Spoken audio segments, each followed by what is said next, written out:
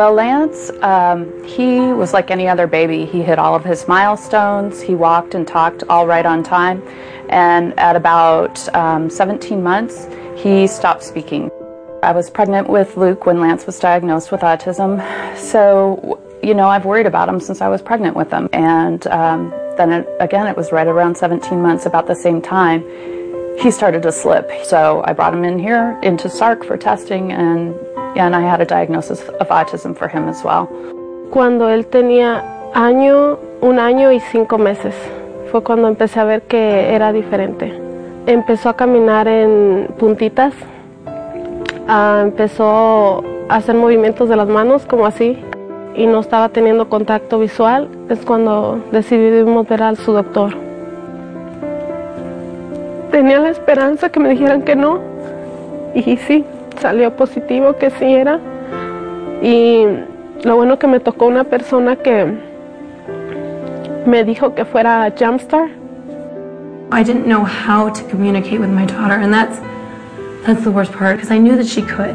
I knew that she was smart, but it was getting past that and finding a way for me to learn how to work with my daughter was the key.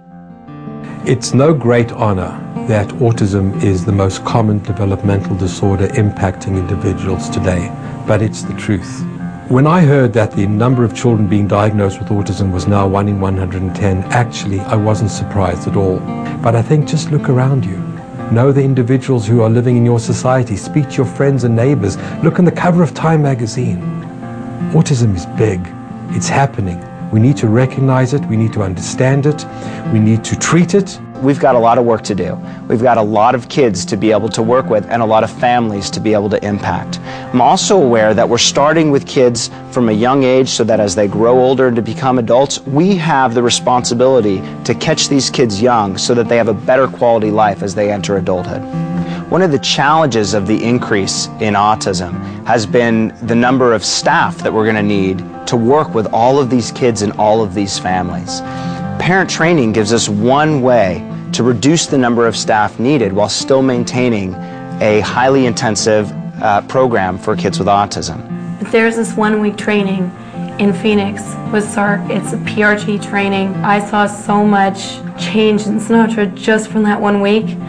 You know, oddly enough, I think a lot of it is teaching the parent. It's not necessarily teaching your child during that week, it's teaching the parent how to be your child's speech therapist, how to be their mentor and point them in the right direction. Matt will be turning 19 years old this summer, and we have 3 years left in the school system. 3 years left to achieve a lot of goals, a lot of hopes, a lot of dreams that we have for him. And he's making tremendous progress. But what's he going to do? What's he going to do when he doesn't go to Chaparral High School every day? Where will he work? Where will he continue to learn? Who's going to care for him when I'm at work? We're working with 225 teens and their peer mentors, and we're working with over 100 adults and finding them employment. We have found competitive employment for over 40 adults, and it's been a wonderful experience. And certainly the Vocational Center has been an important part of creating pilot programs with the cooperation of local businesses that are really good to step in to help give these kids who are now young adults a chance to become independent in life and to have a feeling of contribution to society that most of us have. And it's a really good feeling and an important one. It's been fun. It's very rewarding for our employees. They feel like they're making a difference in their community, and you really need to see what a difference it makes in their lives and how proud they are that they work for CVS. And quite frankly, more often than not, they call it my CVS, which really makes me feel good. There was Brendan with a smile from ear to ear, and he said he got the job, and Melissa said, "Oh, I can't wait to have him." I just about almost broke down. It was a wonderful feeling. What I would say to the people, to children out there looking for jobs, is to keep trying, do your best, go with what you like, what your strengths are, what you're essentially good at, that you can put into your job, and just don't quit. He was the kid that was alone on the playground. And he was the kid that wasn't invited to the parties. David, by all outward appearances, appeared to be quite normal, whatever normal meant. But we later found out that he was always searching for one thing, and that was really friends. That's what he wanted to do. He wanted to make friends. And I didn't realize what a pervasive problem that was.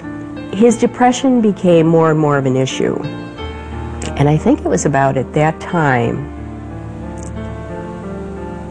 we had heard the term Asperger's. Individuals with Asperger's are perhaps one of the most puzzling groups of individuals with ASDs.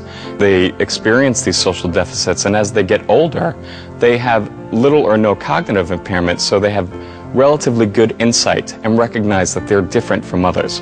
And once they recognize that they're different and they don't fit in with others, more serious psychiatric conditions can occur.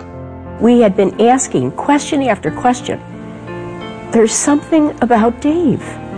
He knows it. He knows he just doesn't fit.